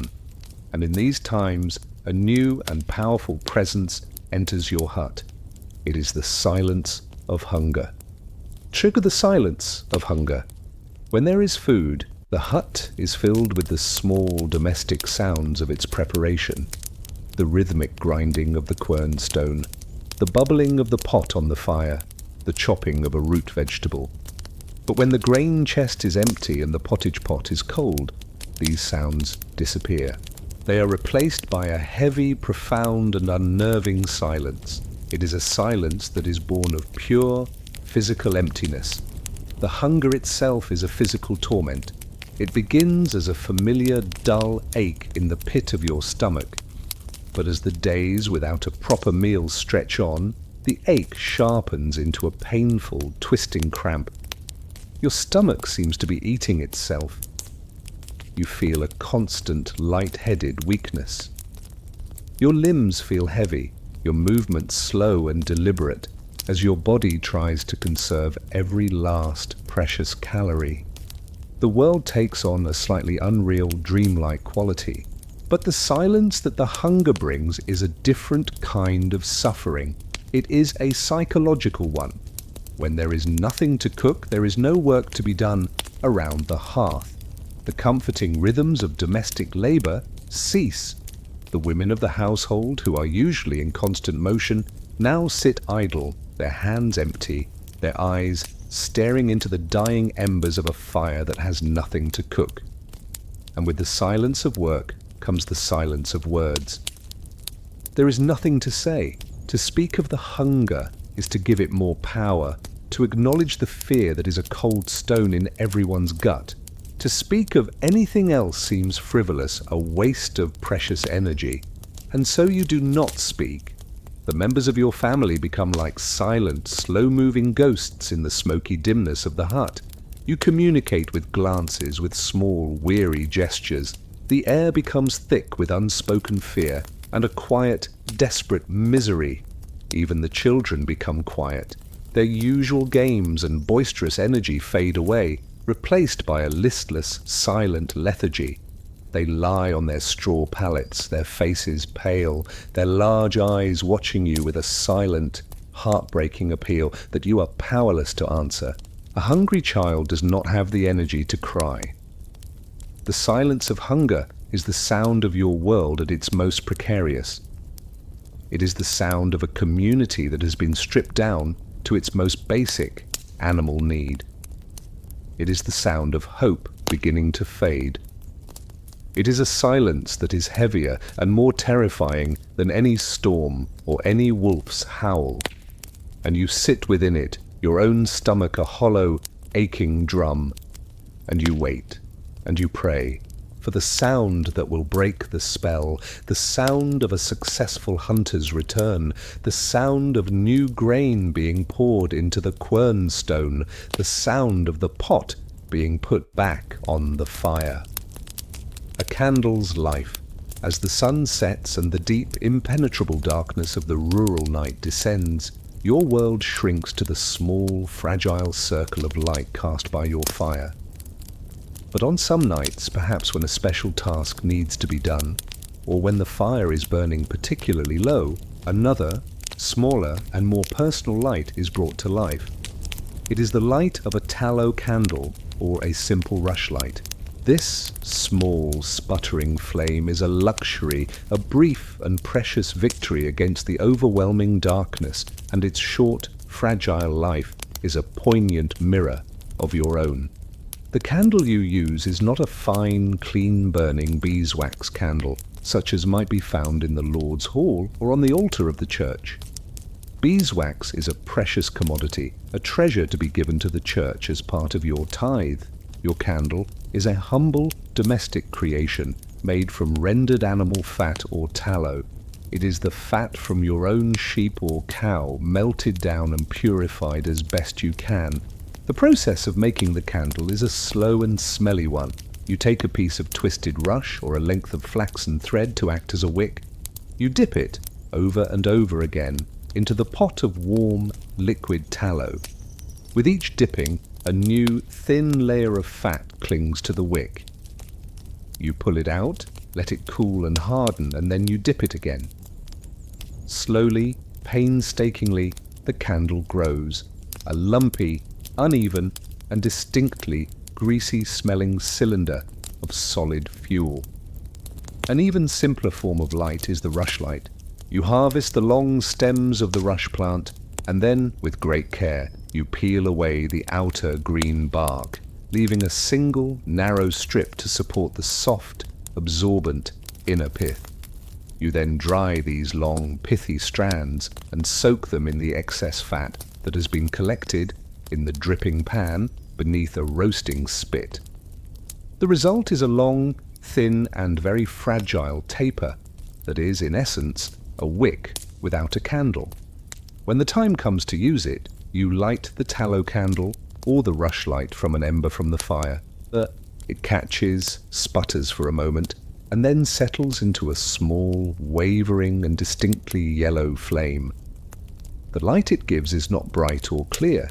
It is a soft, gentle, and very localized glow, just enough to illuminate a small circle of activity.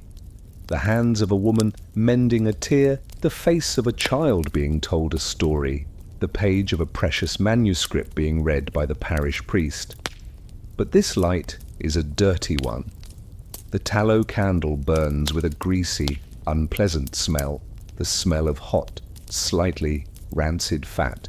It gives off a constant, thin stream of black, sooty smoke that adds to the already thick and hazy atmosphere of the hut. The rushlight is even less efficient. It burns quickly with a low, flickering light, and it must be held horizontally, its burning end draped over a stone or a special holder to prevent the flame from extinguishing itself. And this light is, above all, fleeting. A single rushlight might only last for 15 or 20 minutes before it gutters and dies. A tallow candle will last longer, but its life is still measured in a few short hours. You watch it burn down with a sense of quiet, melancholy awareness. You know that its small store of fuel is finite, and that when it is gone, The great consuming darkness will rush back in to reclaim the space. Night in the peasant's hut. The barred door. The last of the day's work is done. The final meagre meal has been eaten. The fire has been banked for the night, a low, glowing heart of embers that must last until dawn. The family is settling down on their beds of straw. And now the final, crucial ritual of the day begins. It is the barring of the door. This is not a casual gesture. It is a solemn and necessary act, a physical and symbolic sealing of your small, fragile world against the vast, unknown, and often hostile world of the night. The door to your hut is not a fine, well-fitted piece of carpentry. It is a rough, heavy affair made of thick, unplaned wooden planks held together with iron nails or wooden pegs. It hangs on simple leather hinges, and it fits poorly in its frame, leaving gaps through which the wind and the cold can creep. It has no lock, no complex mechanism of security. Its only defense is a single, heavy wooden bar. You or your husband will swing the heavy door shut. The sound it makes is a deep, groaning creak, followed by a solid, reassuring thud as it settles into its frame. The last of the grey twilight world is shut out, and the hut is plunged into the deep, warm, smoky darkness of its own interior, lit only by the faint, red glow of the embers. Then comes the bar. It is a thick, heavy beam of oak or elm, its surface smoothed by the touch of 1,000 hands. It rests during the day in 2 simple wooden brackets on the wall next to the door. You lift it down. Its weight is a familiar, comforting burden in your hands. You slide it across the back of the door and settle it into 2 corresponding brackets or holes on the other side of the frame. The sound of the heavy wood settling into place is a sound of finality, of security. The door is now barred. This act is a defense against a host of fears, both real and imagined. The most immediate and tangible threat is that of the wolf. In the long, hard winters, when their natural prey is scarce, a hungry wolf pack can become bold, venturing from the deep woods to the very edge of the village. The smell of your livestock and of your own family is a tempting lure.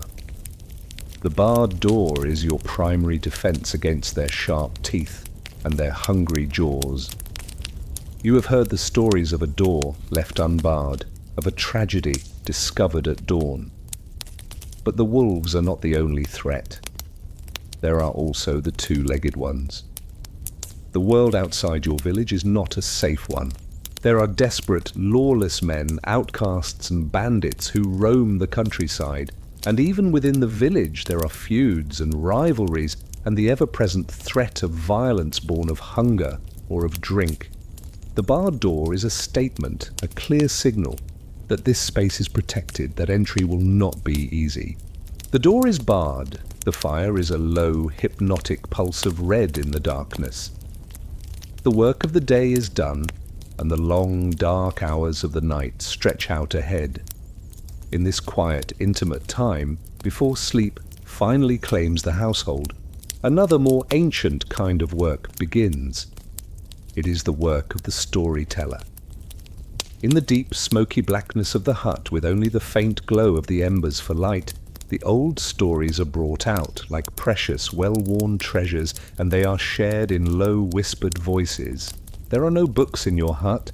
Your world is an oral one, and your literature, your history, your entertainment, and your moral education are all contained in the stories that are passed down from one generation to the next. The storyteller is often the grandmother or the grandfather of the family, the elder who is the living library of your people. Their voice, a dry, raspy whisper in the dark, is the only entertainment you will ever know. The stories they tell are a rich and varied tapestry, a mixture of the sacred, the fantastic, and the deeply practical. They will tell the stories of the saints, of the holy men and women who performed miracles, who faced down dragons, who died for their faith. These stories are a comfort and an inspiration, a reminder that even in this dark and difficult world, the power of God is a real and present force. They will tell the older, darker stories, the ones that have been whispered in this land since before the coming of the Christian God.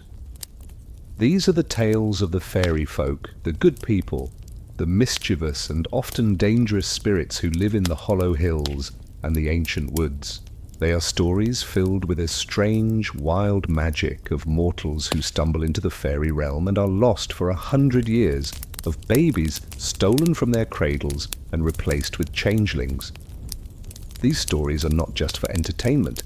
They are a warning. They are a map of the spiritual landscape, a guide to the unwritten rules of how to behave in a world that is filled with ancient and powerful and non-human forces.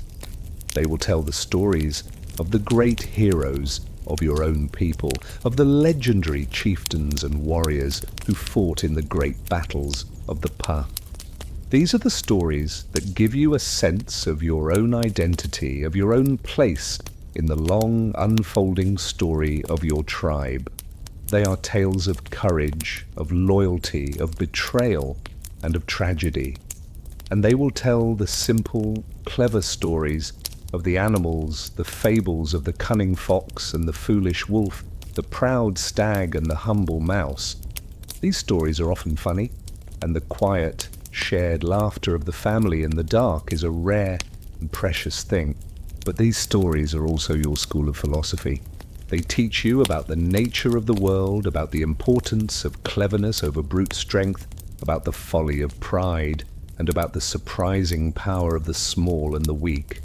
You lie there in the darkness, a child or a young adult, and you listen, your eyes wide, your imagination on fire.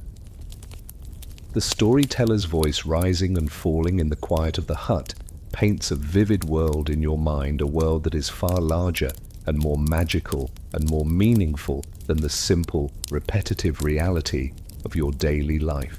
The stories are your escape. They are your connection to the past. They are your guide to the future. This is how you learn. This is how your culture is transmitted. It is not written in stone or on parchment. It is written in the air, in the sound of a human voice, in the shared, sacred darkness of the hut. The whispered stories are the invisible threads that bind your family and your people together.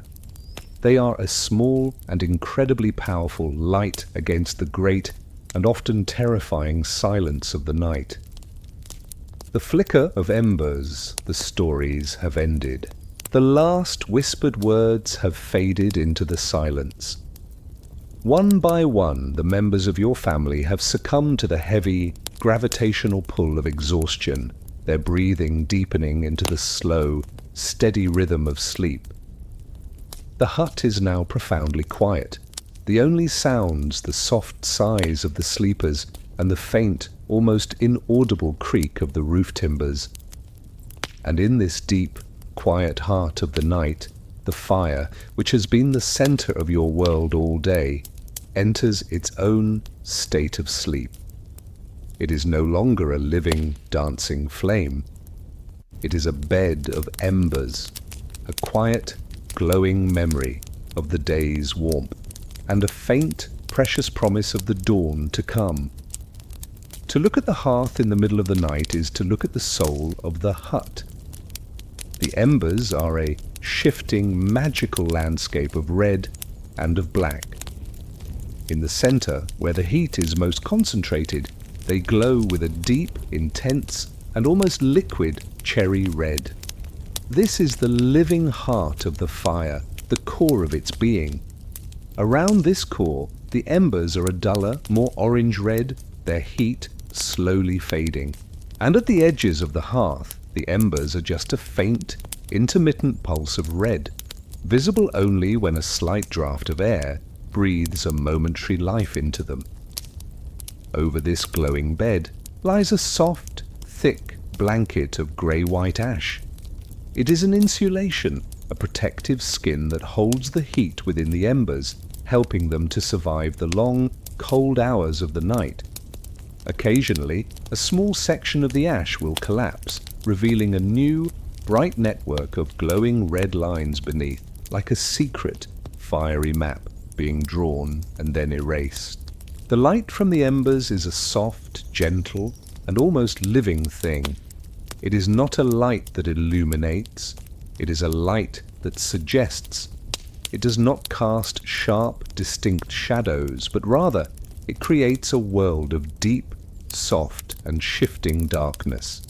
The familiar objects of the hut, the water bucket, the grinding stone, the sleeping forms of your family are transformed into vague, mysterious shapes, their edges softened, their reality made uncertain. The hut becomes a place of dreams, a space that is halfway between the real and the unreal. The warmth from the embers is a subtle and precious thing. It is not the strong, radiant heat of the daytime fire. It is a gentle, ambient warmth that rises in a slow, invisible column towards the roof, a warmth that you can only truly feel if you are lying very close to the hearth. It is just enough to keep the absolute, bone-deep chill of the winter night at bay, just enough to make sleep possible. The fire is never truly allowed to die. To let the fire go out completely is a disaster, a failure that would mean a cold, dark morning and the difficult, uncertain work of trying to create a new flame from scratch. And so the embers are tended with the same care as a sleeping child. The person on watch will, from time to time, use a stick to gently push the scattered embers back together, to consolidate their heat, to keep the heart of the fire alive. Before they go to sleep, they will place a single, large, slow-burning log or a block of peat on top of the embers, burying it in the ash.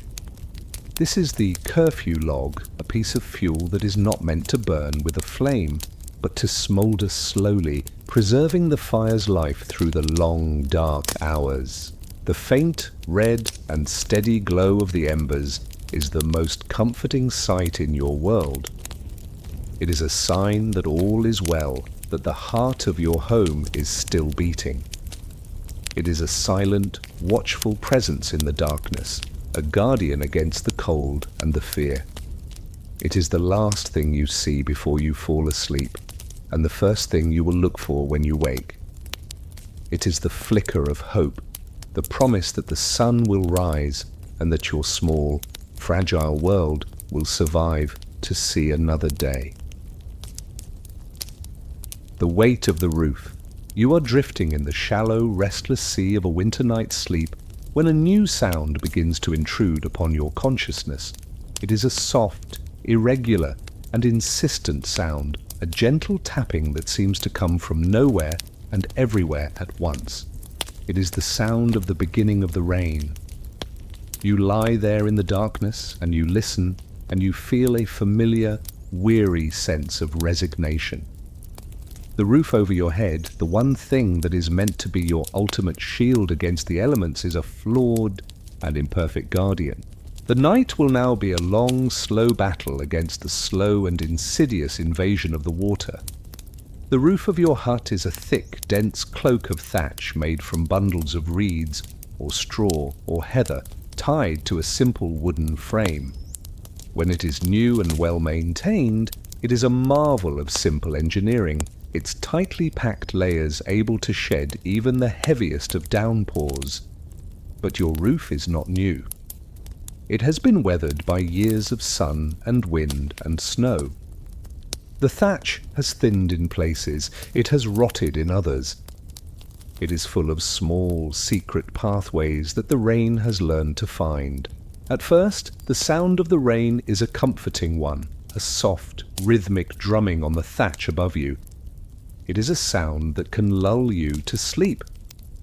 But as the rain continues, as it soaks deeper into the thick, spongy layers of the roof, the sound begins to change. The drumming is joined by a new, more menacing sound, the slow, deliberate, and maddeningly persistent sound of a single drop of water.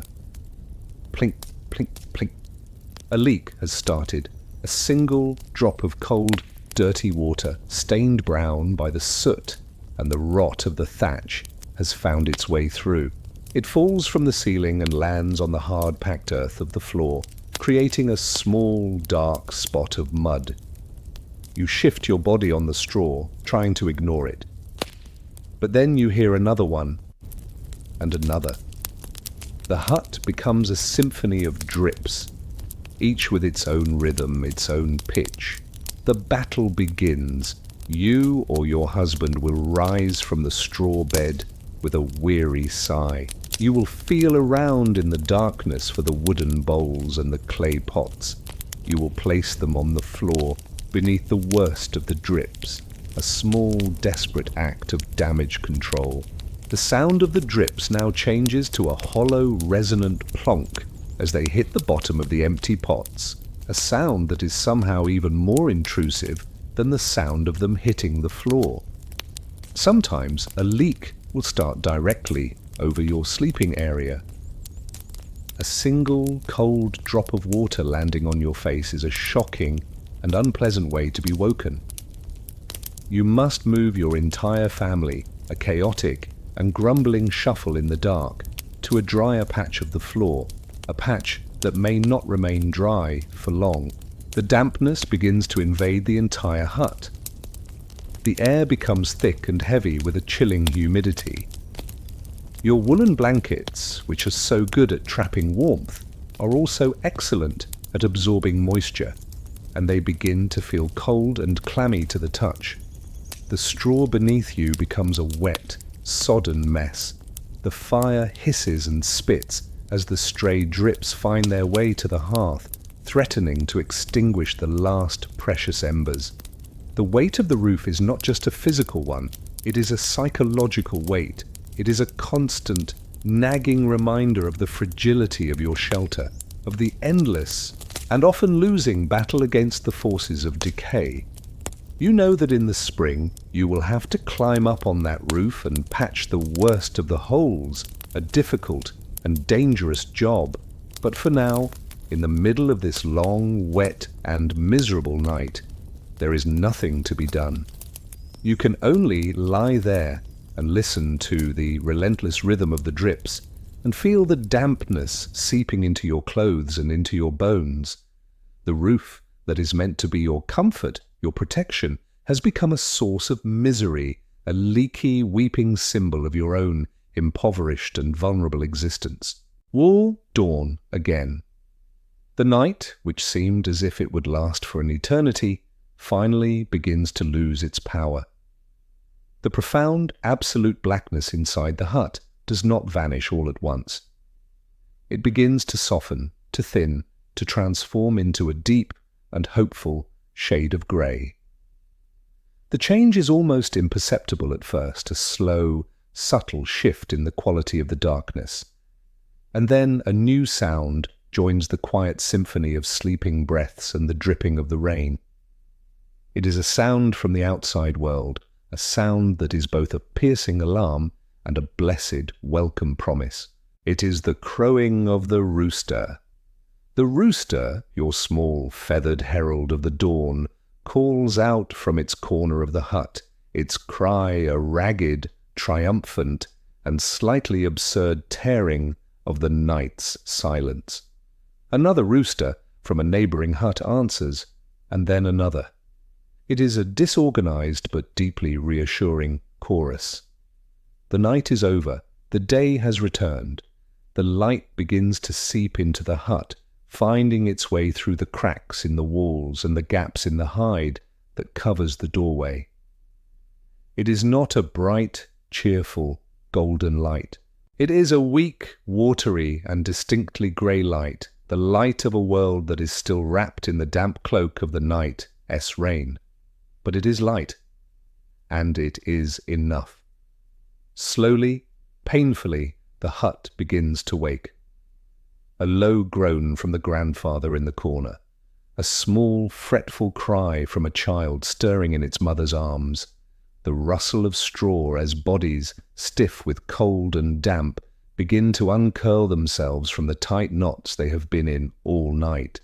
The process of rising is a slow and arduous one, a battle against the inertia of exhaustion and the deep, persistent ache in every joint. The first task, as always, is the fire. The curfew log has done its job, and deep within the pile of grey ash, a small, precious heart of red embers still glows. With patient, gentle breaths, and the addition of the driest, most carefully saved kindling, the flame is coaxed back into existence. It is a small, sputtering and smoky flame at first, but it is a flame. It is life. As the fire grows, it begins to push back against the gloom and the chill of the hut. Its flickering orange light reveals the scene in all of its humble and slightly wretched reality. The damp, scattered straw, the muddy puddles on the floor, the pots and bowls half filled with the dirty, brown water from the night's leaks, the tired, smoke-grimed faces of your family. But the light of the fire also brings a small measure of comfort. Its warmth begins to penetrate your cold, damp clothes to soothe the ache in your bones. The promise of the day's first meagre meal, the hard crust and the sour ale, is a small but significant reason to move, to begin. You push aside the heavy hide from the doorway, and you look out. The world is a landscape of mud and of mist.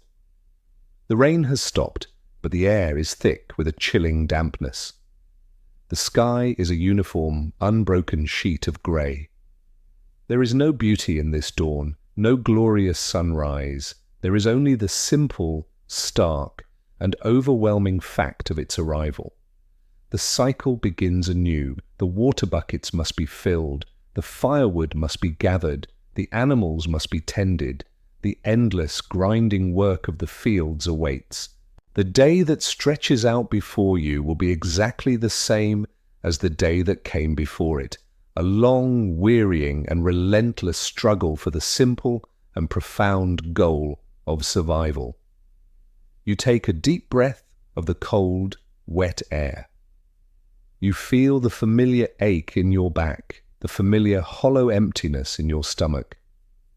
You look at the tired faces of your family, and you see your own exhaustion and your own resilience reflected back at you. The rooster calls again. The dawn is here, and you must face it.